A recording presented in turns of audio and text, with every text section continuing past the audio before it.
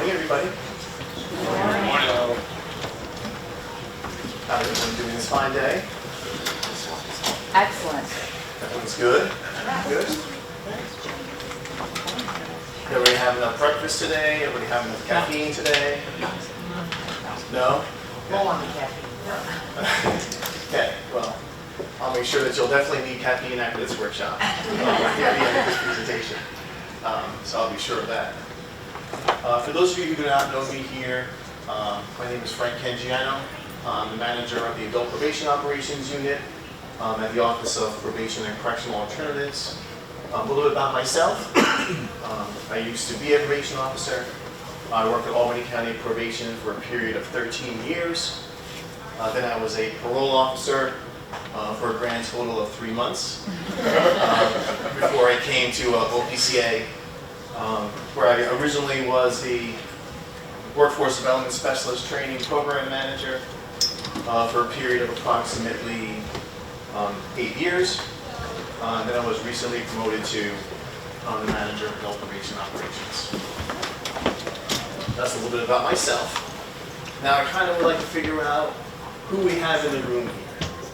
I'm going to guess that when I ask this question that the majority, if not all the hands are going to be raised. So who is here from a probation department? Okay, that was correct. So who is not here from a probation department? Okay. We're here for moral support. So the moral supporters over here. Okay, so be clear that if anyone needs any support during this workshop, you can go to these two individuals right here. Back you up. So I figured that, right? The majority of people here are from probation departments because, yes, we are talking about the critical incident case review process, focusing a lot on probation departments submitting these critical incidents to our office. And we're also going to be talking about the process when it comes to what you do in a department to provide information to us, what we do in our office internally as part of our review, and also what we send back out to the departments. And I do want to provide some room at the end of this workshop for some conversation, some discussion, and yes, some feedback from the departments as to any suggestions you might have to make this process better, to make this process easier for your staff, because we do recognize that a critical incident happening in the department is very impactful. And it impacts the officer supervising the case, the supervisor, and yes, the administration for each of the departments across New York State. So I do welcome any feedback that you have towards the end of this workshop, and I'll make sure to provide that. So a little bit about what OPCA does, what OPCA is. We are comprised of 7 different units. You all can read. So I'm not going to read them off what each unit is.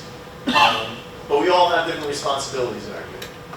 You can see that just based on what's listed here, we do a lot to try and help the probation departments across the state, the alternatives to incarceration programs, the funded programs that are across New York State, as well as oversight of contracts that we have, perhaps vendors that provide services or databases to probation departments and programs, as well as, wow, we're really having a fun time over there.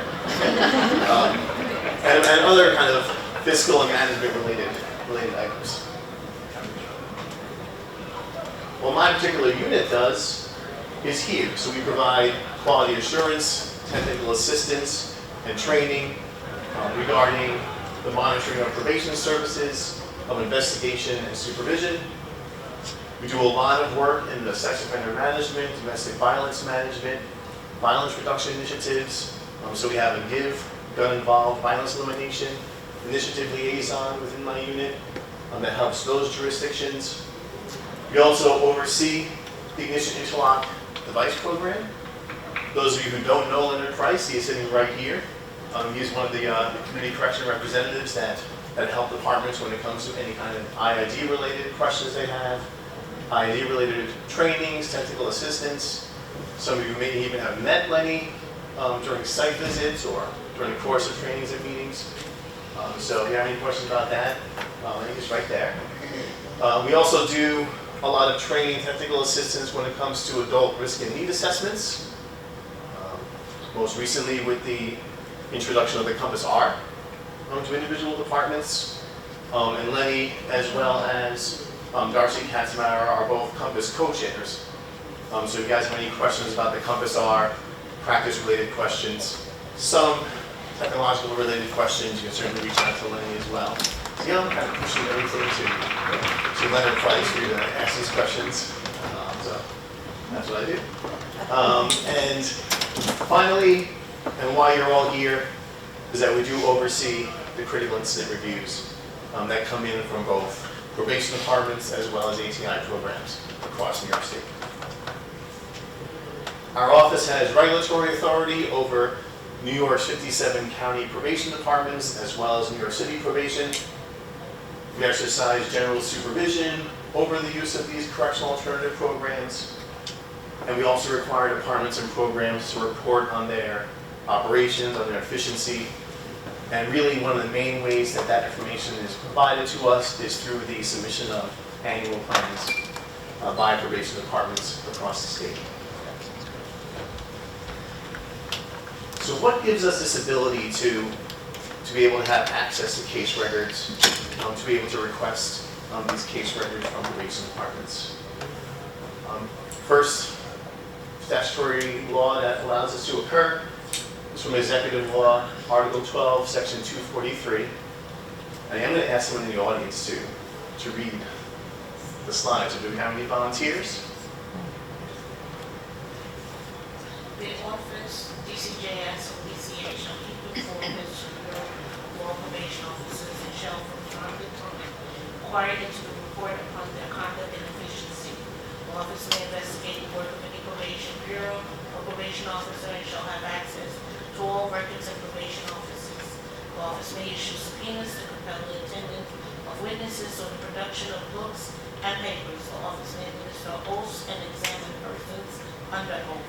The office may recommend to the appropriate authorities the removal of any probation officer.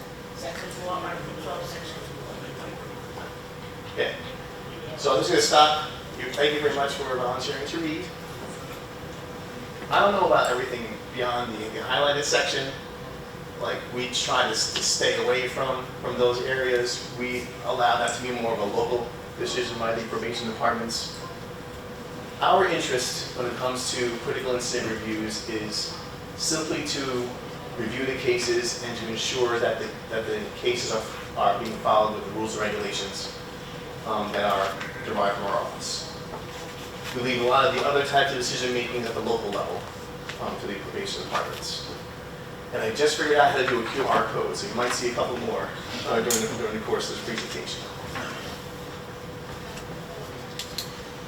Talking about rules and regulations, Part 347 of the New York Code Rules and Regulations, NYCRR, talks about the purpose of a probation department: to protect the safety and property of persons by the prevention of juvenile delinquency and adult crime and related family malfunctioning with maximum effectiveness and at a reasonable cost. Part 348 of those same rules and regulations also allow us to have access to case records, which shall be accessed in whole or in part only by those authorized by law, court order, and/or DCJS, and allows our personnel to have access to all case records, and probation departments shall provide copies of any case records to us upon our request. I'm sure a lot of you in the audience have seen those emails where we have requested case records from your departments. So executive law, the New York Code's rules and regulations do allow us to have that ability. Do you have a definition of what the critical incident is? Yes, we're going to get into that right now. Yeah. It's okay. Thank you. So the critical incident procedure, right? This has been a process that has been in place since 2005, quite honestly. Began in 2005. It has undergone several changes. It was actually based on a recommendation that was made when our office was audited by the Office of the State Comptroller. they made a recommendation that there's not enough type of review of cases or not a protocol in place that can really allow us to gain access to case records from probation departments. So that recommendation from OSC really started this process of reviewing critical incident cases. Departments are required, if a critical incident occurs, to submit what we call a Form 670A. Generally speaking, this is sent by the probation director or the designee within the department.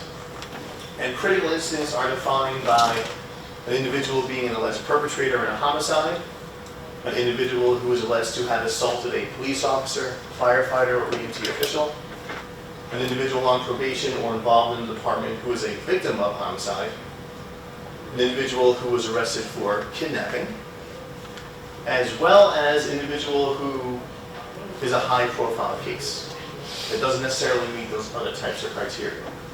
So you might have a case that's reported in the media where it says so-and-so is an individual on probation who committed this crime, and those are also fall under the criteria for a critical incident case.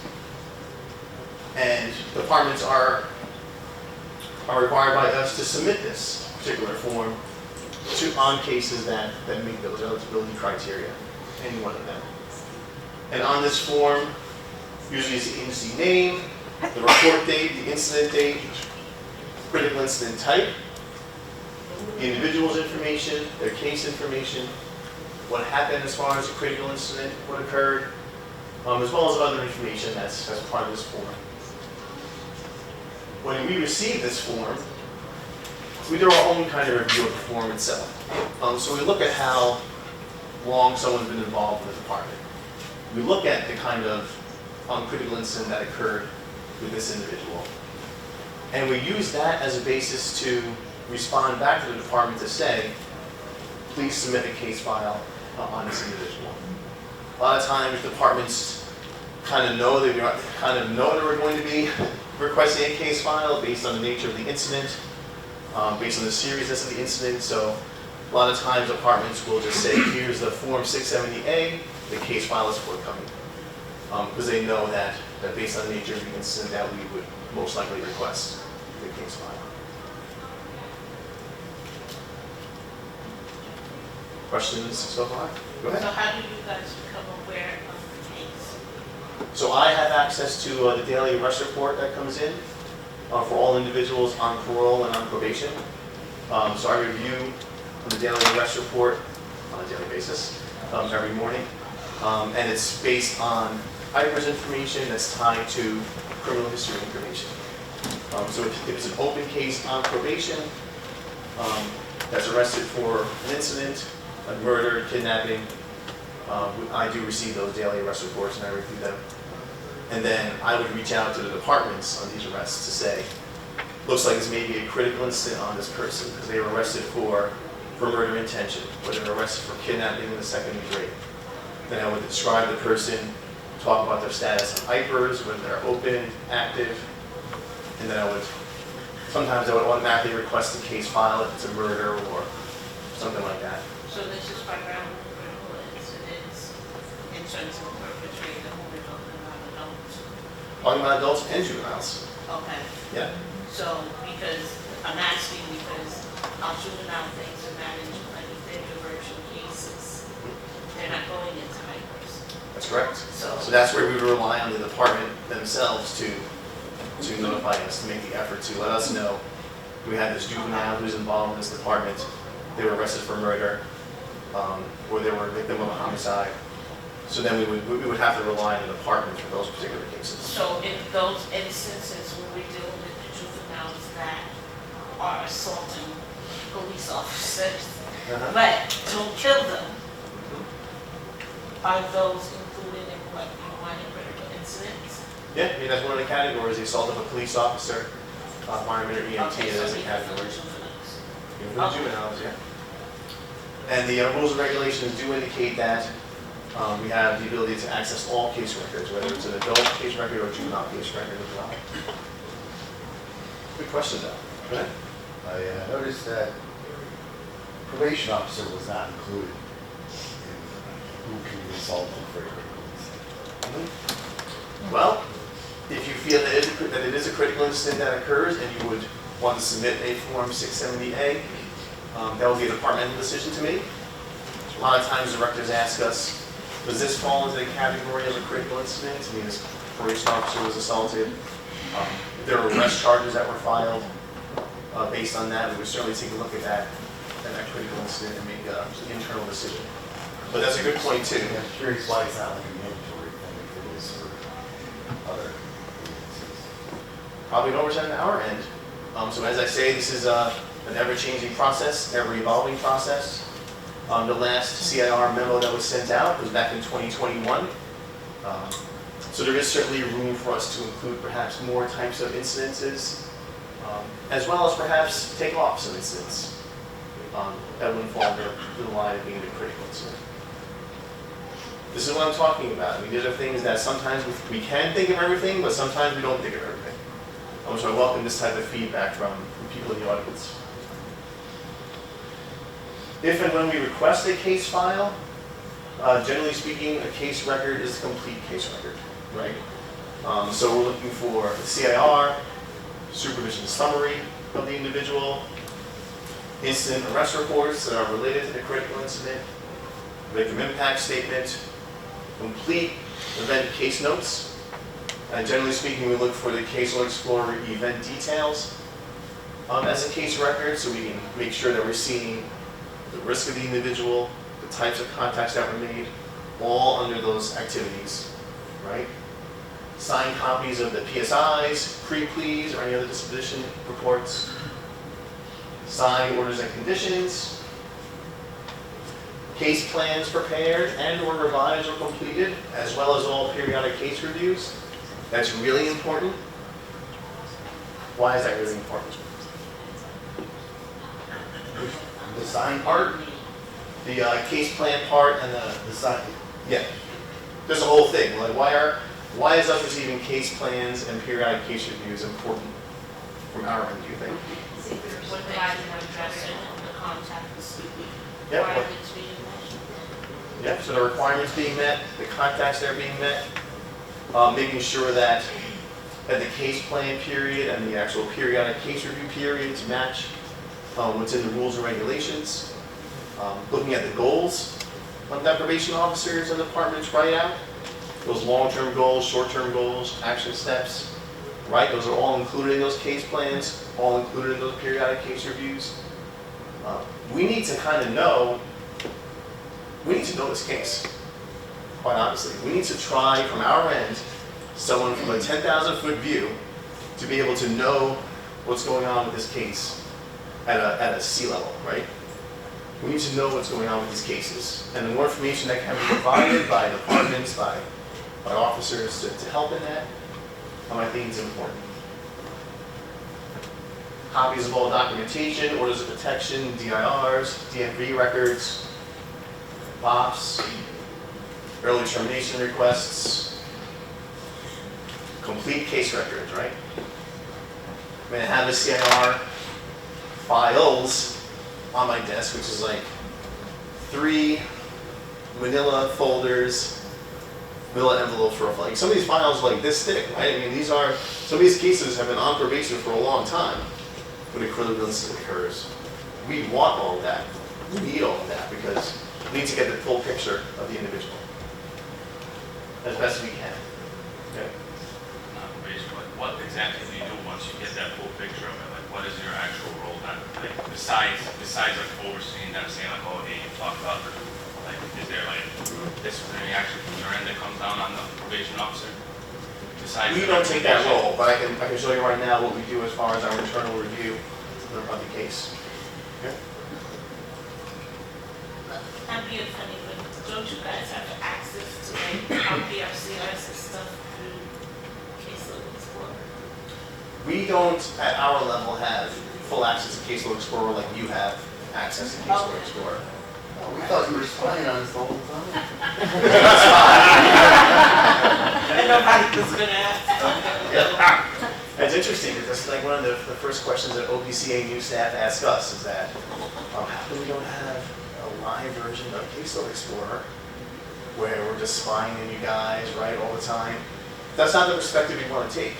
I mean, we want to be able to get these records from you. We are working on being able to access Case Law Explorer. But I work on spying on you. Because Bob had to look at the part he said, like, I read through CE notes and stuff like that, so I just assumed. CE notes from CIRs that are filed and case records that are filed from those critical incidents. So, full transparency with this audience, right? Go ahead. So when we've done a, PSI and, I've run through the DIR repository and I've got all of those, even if they're not connected to the incident events we're supervising, we want all the DIR data. Anything that's in the case record that you get either in the PSI, interview, while someone's on probation, if you get something from the police, perhaps previous history of domestic violence or things of that nature. We want everything that would be in the case file. We don't necessarily need you to make new efforts to run things again, right? And we have our own mechanism at our end to be able to do that piece. So we have access to the criminal history repository ourselves. We have access to the domestic incident repository. But just anything and everything that's involved that's in that case file is something that we would need for our reviews. Are you just looking at the current case we're supervising, or if they've been previously supervised by the department? Do you want That's on that a case-by-case basis. So at times you make a request. Sometimes if something is unclear, we might make a request for previous cases in which the person was involved. If something is foggy to us or if something is not necessarily clear from the current probation case. So we have this case file. An assigned OPCA staff member reviews the critical incident.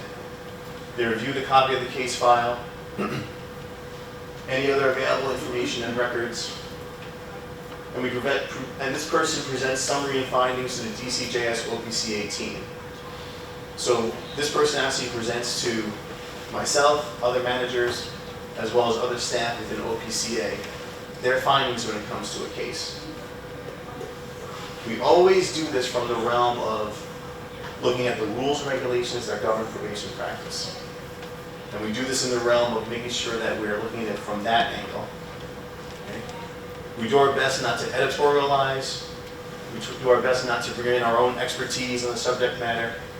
We mainly just look at the rules and regulations, as well as best practices from past trainings we have done, past webinars we have done, in our review of these cases. Then it concludes with feedback to the department, which we call a case review level 1, or recommendations for further review. There might even be cases where it doesn't even get to this level.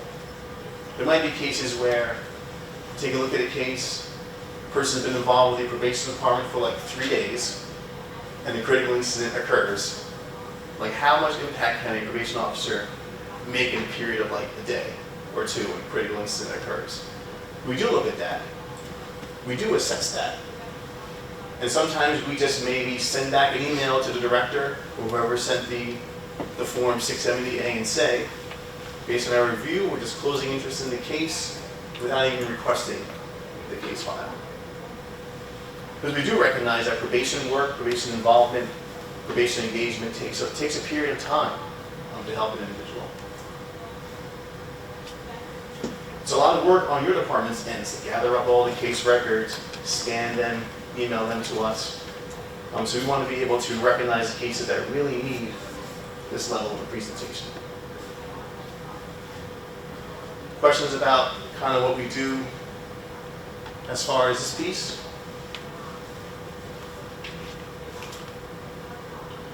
So some of the level 1 presentation elements might include critical incident and probation information, analysis of the legal history within the case record, as well as our own criminal history repository search, pre-plea, PSI, verification section, everything that's in the rules and regulations. We kind of just go step by step and analyze the case that way, through the presentation and the preparation for it.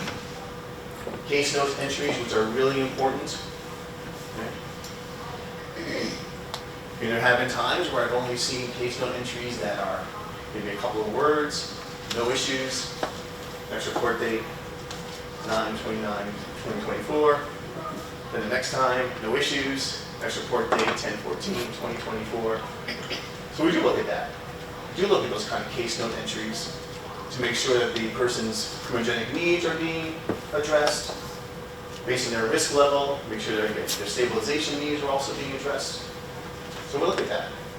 All in line within the rules and regulations. And we make a recommendation. So we make a recommendation for a case to either stay at a level 1 case review, which the majority of the cases do. And then we send what's called a case review level 1 email response to the director or whoever sent us the CIR case. Yes?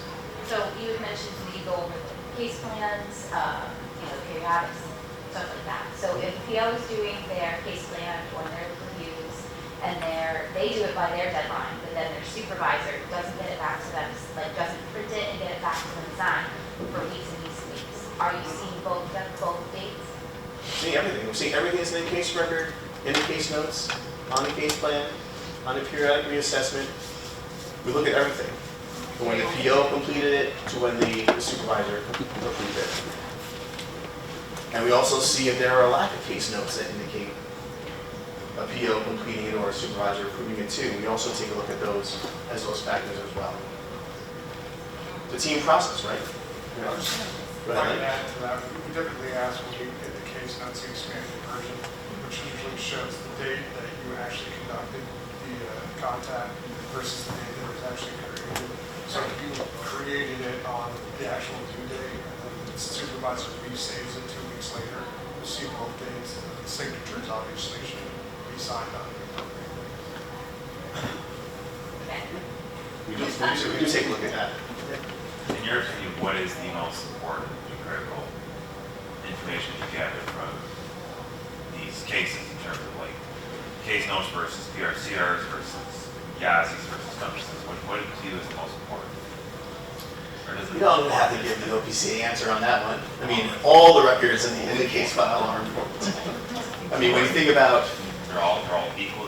equally important, yes. I mean, All right. the PSI is probably the most important document for an individual because it follows the individual all throughout. Sure. Time in state prison, timing out on parole. But in the initial case plan, the periodic case reviews, the case notes, that also shows us that what you're doing with the case. When was a referral made? When did the person start their evaluation and treatment? We don't have those kind of details, then it kind of hinders our review of a CRR case. Question in the back? Yeah, do you take into account, because it happens all the time, when the probation department does the PSI, does not recommend probation because they know he's a risk and they know he's going to cause a mess. Judge puts him on probation, he gets out, and now we have this. Is that Right, so why do you write that? Actually, excellent question, because I have, in my level 1 email responses, I have indicated the PSI writer has made an appropriate recommendation on this case. And then the court sentenced the individual to a period of probation supervision. I have written that in my responses to the department, so yes. so if the recommendation is not a probation recommendation, you get a critical incident, we didn't recommend him go on probation, we basically got the case. The case was assigned, despite the recommendation made by the PSI writer. And unfortunately, the person has to supervise this individual, right? If there's not a recommendation that matches what the court wants, Right. what the court decides. Because there's a ton of that. Oh, yeah, we recognize that, absolutely. We understand that. Christine, go ahead. That exact same situation, it happened to us, but it also happened to be part of the domestic violence fatality review team. And that PSI, I felt really safe with because we were explicitly clear that this person was a danger, and in particularly to the victim, that 6 weeks after accepting the case on probation, he took her life. So that helped us it helped us all the way through all our review processes. Yeah, absolutely. And what would you do with a case like that? If a PSI writer recommends incarceration and you're the probation officer supervising the case, override risk level to a higher risk level on that case, supervising the individual more intensely, right? When you recognize that these need areas are there, these risk areas are there. It's reality. So we have some, a lot of people that we supervise that sort of slip through the cracks, such as RUS cases. And in my county, we have a judge that likes to put someone on interim probation. Is another one that could slip through the cracks. And then they complete their year of interim, the judge is like, not happy. Why don't you stay on RUS and not get credit for your time? Your probation officer still has to do the home visits, still has to do office visits, paperwork, all that stuff still being done, but it's not an official probation case. Are those still eligible for critical incidents? Yes. Pre-trial cases. Are they mandated for critical incidents? If it meets the requirements of a critical incident, if someone's on pre-trial, if someone's on RUS, as long as it meets those requirements, that's form. Interim included too? Interim, yeah. Okay, that's good. Yes. Anything receiving probation services, it's a collections case, it's, Yeah.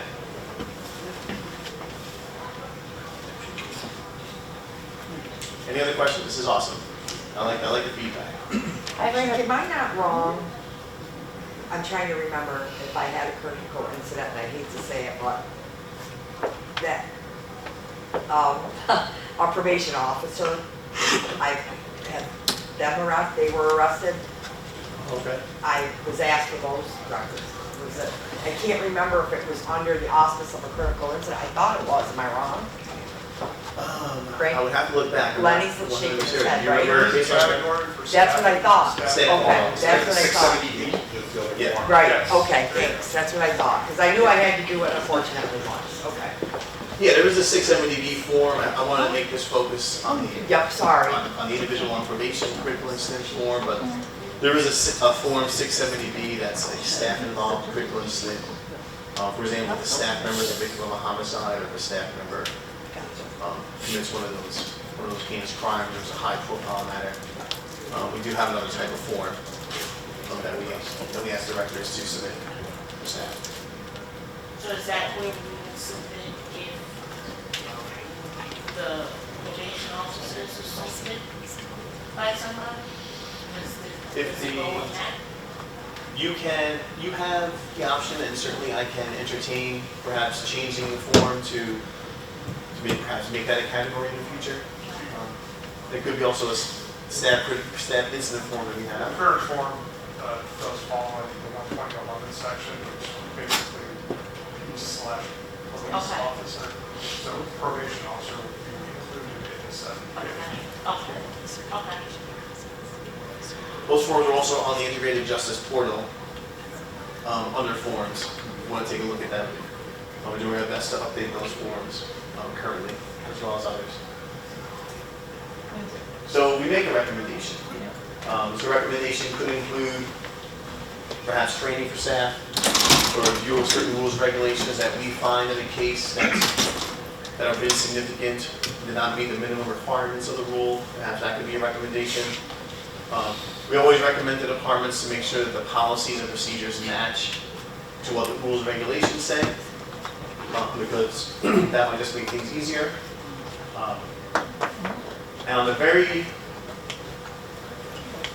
next slide, the email response to departments occurred, brief overview of what occurred in the case, positive practices during department involvement, recommendations, best practices, also available resources, both in the public domain and on the IJ portal.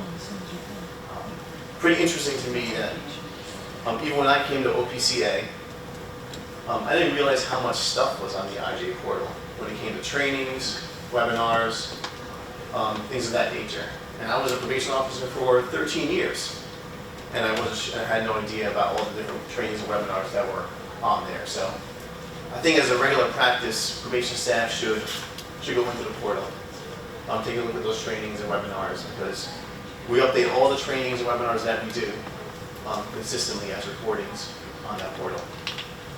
And it's helpful. Yeah. So I am curious about CE notes. Is there a specific language you look for, or like, are you looking for, how are you looking for, some of my CE notes are extremely long. I have juveniles, I have the greatest risk. but I'm just curious, sometimes I will use abbreviations that I think are common. Would you like, if there's a critical incident, for that information to, or is that something you would ask for after, if you're not understanding what the notes are saying? Yes, of course. I mean, there are abbreviations that we don't necessarily know. On our end, we would certainly reach out to the director or the designee, whoever sends in the CIR case file to let us know, hey, what does this mean? What does this mean? But that's not gonna be like a ding on, What's that? that's not gonna be like a bad thing, like you're not gonna, There's not, I mean, there's nothing, I wouldn't say nothing good or bad. I would say we want the case notes to indicate that the needs are being addressed for the individual. okay. You know, I'm working on a case right now that there was an abbreviation LMTCB. What does that stand for? Left message, It's a callback. yeah. Oh, So I was able to figure that out by myself because it was a telephone 2 and LMTCB. So I was able to figure that out on my own, but there may be other abbreviations. But the notes should follow what the rules and regulations say about case note entries. And they should be indicating to address the needs of the individual. We just did an in-house CE case note training because I found there was too much of that. I felt like I was reading text messages. And so we created, my management team, we created an in-house training and all our officers went through it. And we're like, the obvious, we're okay with HV, you know, OV, but we're like, enough of this. And I said in the training, you have to remember, if there's a critical incident, this is going up the chain, and, you know, some of these abbreviations, just keep it professional, kind of. Yeah. I'm not saying you don't, I know you do. Yeah. But, you know, we did do an in-house training, because our supervisors were, you know, asking me, will you look at this PS, you know, we're reviewing these periodics, and this is kind of getting way too much. So we probably, I don't know how it went off with staff, but we kind of said, you know, we got to get a little bit back to a little bit more professional in these. yeah. So that'll be more of a local level decision as far as acronyms to use, abbreviations to use. Yeah. If there's something that we don't understand, we would certainly reach back out to the department, just to help us clarify some information. So my one other question is, when you have these greatest risk in their youth, and you're constantly in contact, they like texting. I like texting because it's a documented, but I'm texting them 8, 9, 10 times a day. So sometimes, is that something that you would accept as a form of a record, like the text messages? Sometimes I know they- POs can just, POs are able to transpose what they send in text onto CE. I feel that we need to know like the contacts you're having with an individual. Right. Because if you're lacking in the required number of contacts, but hey, I did all these texts with the person, Right. if it shows on record that it's not meeting the minimum requirements, that's all we have to go on. Quite honestly, it's in the case record as far as activities. So I would stress that any type of contact you have with the individual Yeah. would be entered into CE. So I mean, I do that, but Yeah. anything could happen at any time with these kids. Sure. It's constant. So Sometimes it's text to say, oh, reminding person of their appointment. I have like 100 to enter when I get back just from being here. So, you know, I'm just wondering, if something were to happen tomorrow, would you accept the text messages that, you know what I mean? That's Yeah, all. I think just we haven't would- typed it in yet. We would prefer to have them on CE, just Right. to have them on the official records. Right. Records for a case. That would be my response to that. So do you look at, when you're looking at all of these things like dates and stuff like that, are you looking also at the size of the department and the caseload to the POs? Because like there's no concrete caseload cap for the POs. So different departments, some department POs are carrying 50 cases, and you have others where they're carrying 100 or more. And PRCR dates on somebody that has 100 cases is going to look considerably different to someone with a small caseload. So are those things considered, and regardless of if they're considered, is there a move to get some concrete acts in place for people? Is there anything being developed? At the state level, we don't necessarily indicate any caseload caps for people on probation. For those who may not have heard the question was, do we take into account caseload size for probation officers, caseload size for probation staff when it comes to this review? If we look at our own records, for example, the annual plans are submitted, we look at the case file, we might make that as a perhaps recommendation in our level 1 email response. Just noting that when we see your annual plan, we see this number of probation staff, but also we see this many cases within your department. But once again, that's something that, at a local level, perhaps can be brought to your legislature to perhaps indicate that we have this many people on probation, we have this many staff on probation, we're having issues hiring probation staff, just like every other profession across the state, right? When it comes to working with people. That would be my recommendation. Go to the local level and see what you can do. At the state level, we're only really reviewing the rules and regulations, the annual plan submitted to help us with some supplemental information on the case. Right, so I asked the question because that's what POs ask. As the case numbers go up, POs are concerned about the fact that what if something happens, like they're juggling balls in the air and stuff, like you gotta prioritize what, and sometimes, like you were saying, things slip, and it does cause a certain level of heightened anxiety when you know you have this much, and there's only so many hours in the day. So I just wanted to know what we can say, to them concerning the Yeah, I mean, I always say, refer back to the rules and regulations and see what you can do. I mean, that's really the only thing that I can say at our level to help with this. We recognize that caseloads are perhaps higher in some jurisdictions than others. We recognize that there are staffing issues across probation departments. We take all that into account, especially if the director comes to us and says, well, we're experiencing these issues with the lack of staff, which may have contributed to us not making necessary contacts or completing those periodic reassessments. If you're seeing consistently the same problems in these that you're reviewing across the state, would you use that information to change the rules and regs? Take it also into account as well. We take everything into account when it comes to modifying anything on our end as far as the rules and regulations regarding probation practice. We have to. It is an ever-evolving process. I mean, I would just make sure that you're utilizing the risk and need assessment that indicate the person's risk to help you in deciding their supervision level. I know there is going to be a room for overriding cases, especially if someone's homeless or if someone has mental health needs that might not have been captured in the risk and need assessments. So those might be cases that could require an override supervision, but use a tool as you have. Supervise the cases that at a higher level that really need a higher level of supervision. And I know people are going to say, well, they all need a higher level of supervision, which may be true as well. So now that we're keeping better records of all this stuff at the state level, the OPCA has kind of changed some of the directives for probation departments in terms of contacts with probationers, et cetera. Is that a reflection of what you guys are seeing? Basically what I'm trying to ask is, do you think probation cases are getting more dangerous as time goes on?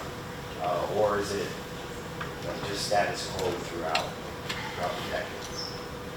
The only feedback we have on that is really from the directors themselves, letting us know the types of cases that are coming in, whether they're getting more felony level cases, whether they're getting more cases from regarding violent felony offenses, things of that nature. It is a little bit misleading. We're only going to put on intro. Okay. Okay. You're not going to get accurate data that way. I've been accurate that way, interim probation, but IPERS does capture interim cases as well. And it's a little, when you see the numbers of actually people on probation the statistics, when you see that there's actually a 39 to 40% decrease of individuals on probation from 2014 to 2024. That number may be a little bit misleading for some professionals, because despite the fact that the number of people on probation is decreasing, you might also be finding that higher risk individuals are being sentenced to probation, or getting interim probation, or being released on pretrial supervision, or released under supervision. So despite the fact that the numbers may be decreasing, from what I hear from the directors and staff is that the cases being sentenced to probation who would normally be sentenced to incarceration, based on that incarceration recommendation, right, are getting sentenced to probation instead.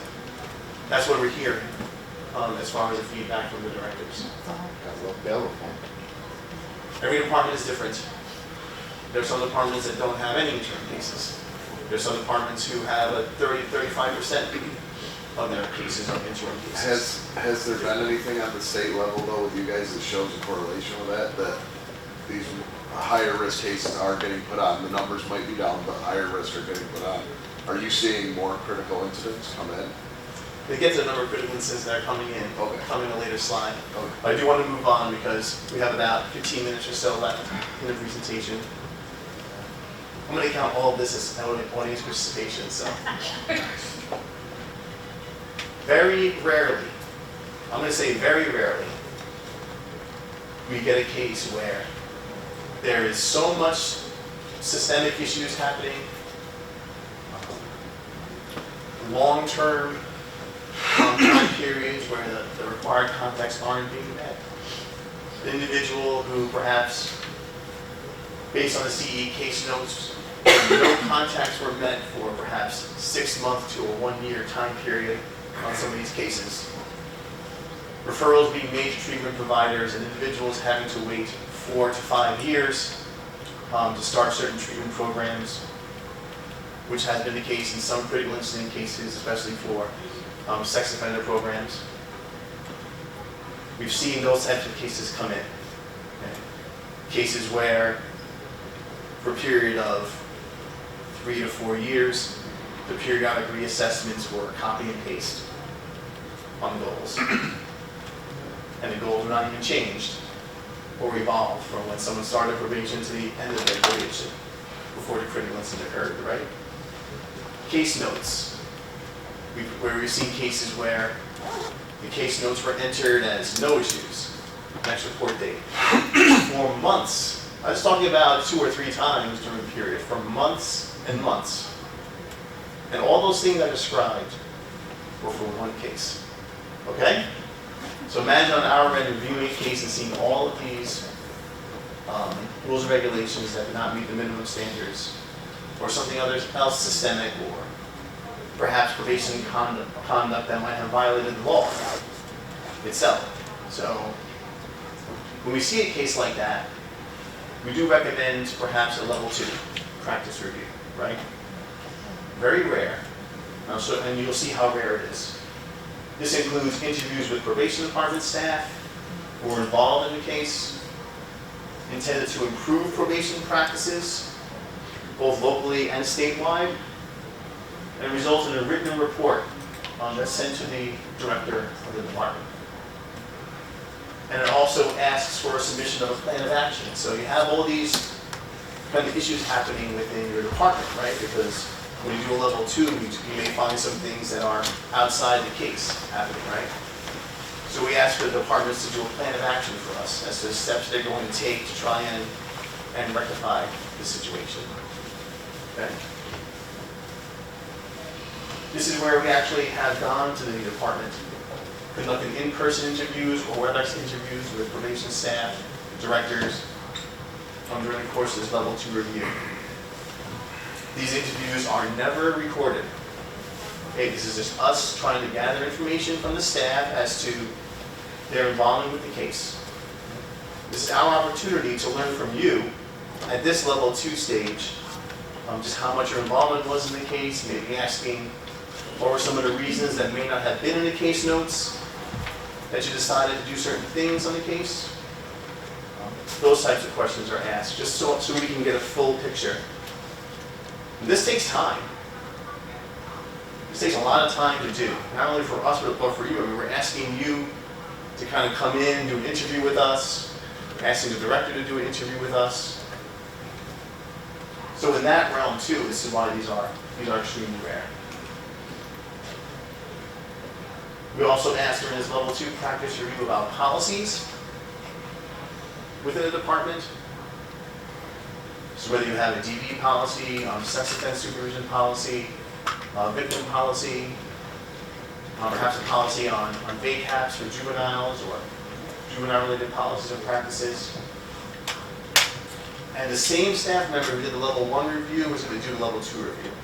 So there's consistency in that review. So it's not like I'm going to hand this off to Lenny to do a level 2 part if we choose to go that way. It's going to be the same person. So I will already have enough information about the actual case itself to be able to go to the department and have this level 2 review. This is where we go look at your annual plans in detail. We talk to the directors, we prep the directors on this level 2 review. We ask them to help us provide this information about staff and about practices and policies. Okay. This is more kind of policies that we ask for from a department when it comes to this level 2. It's very involved. Very involved. But it's more for us to gather information from your departments.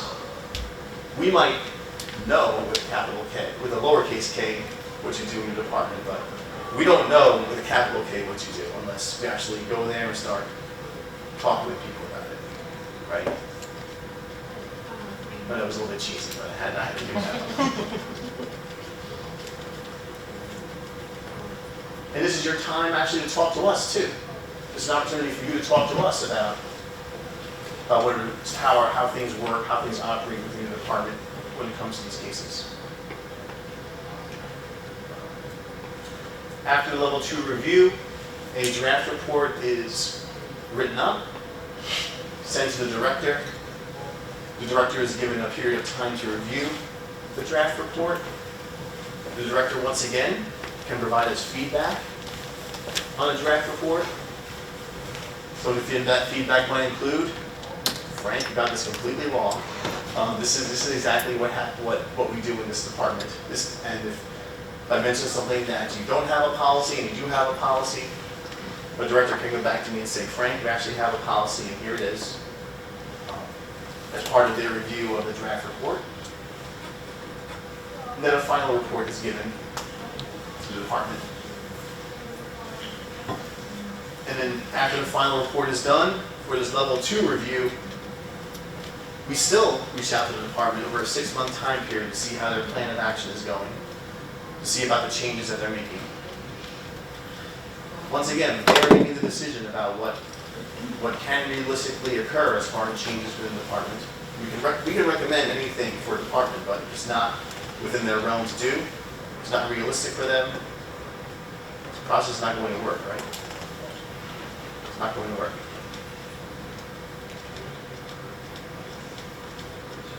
Here's some stats on total number of CIRs received. Those received have gone to a level 1, which is just our review of the case.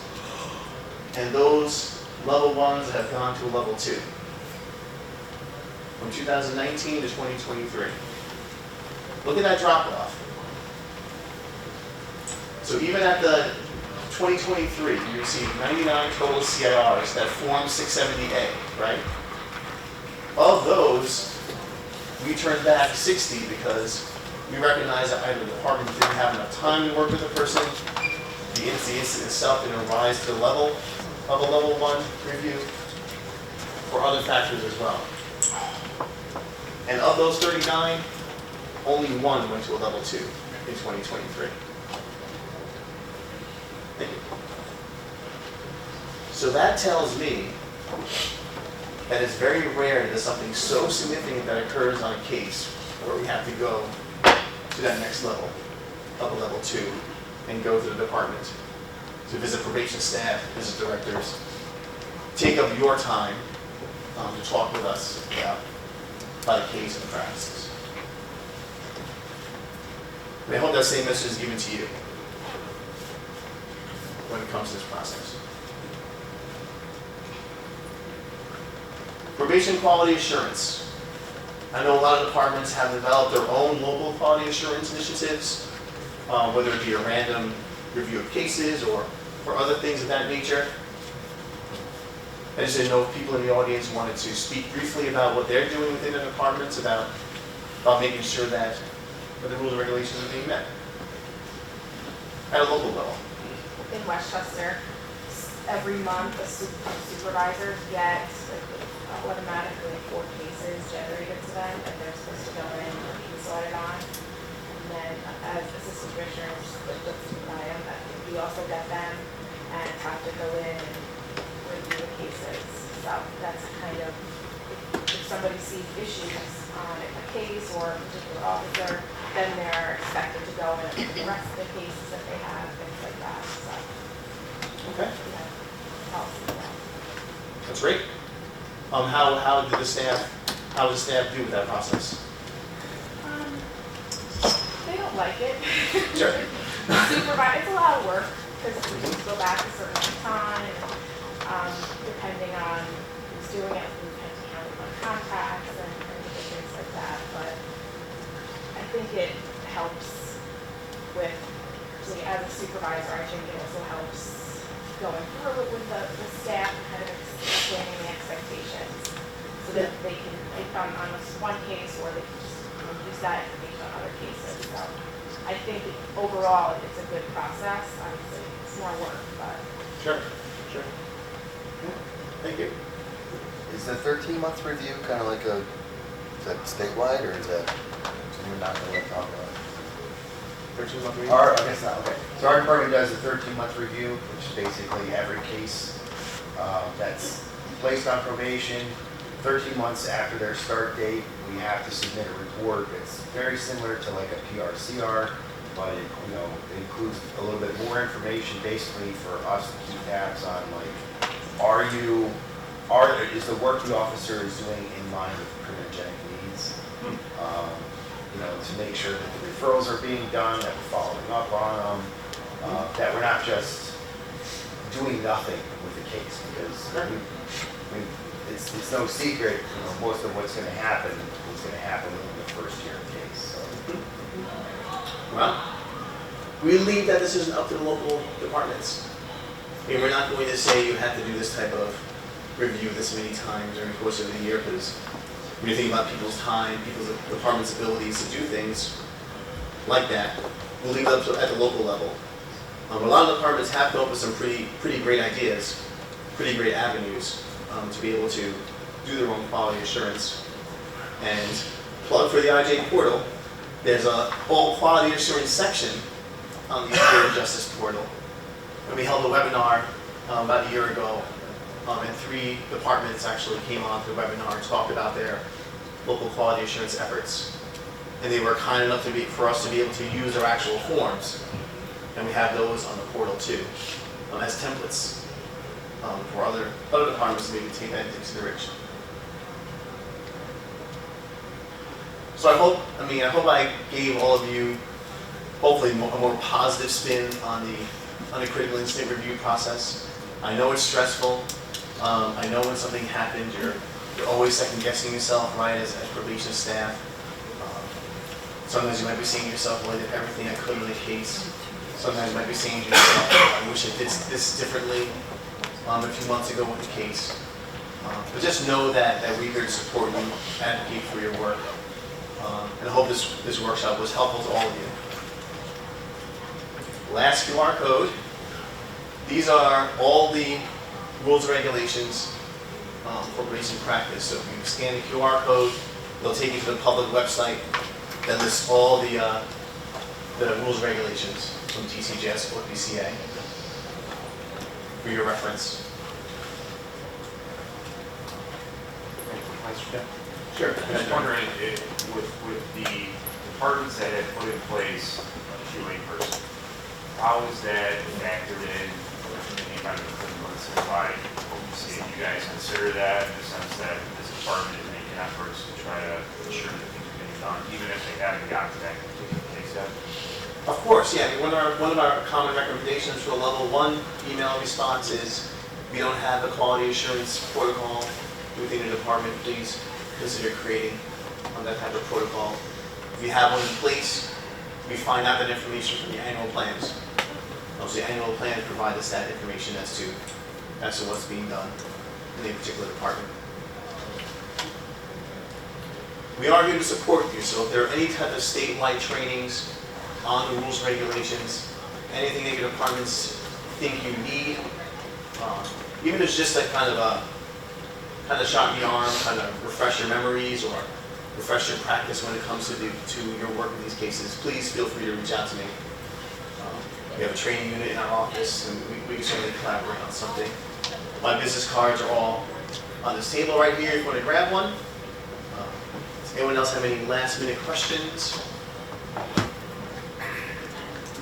Okay, I want to thank you all for coming.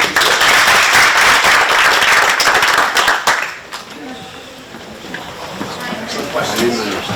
I don't know how you guys do it. A lot of work. Likewise. Yep.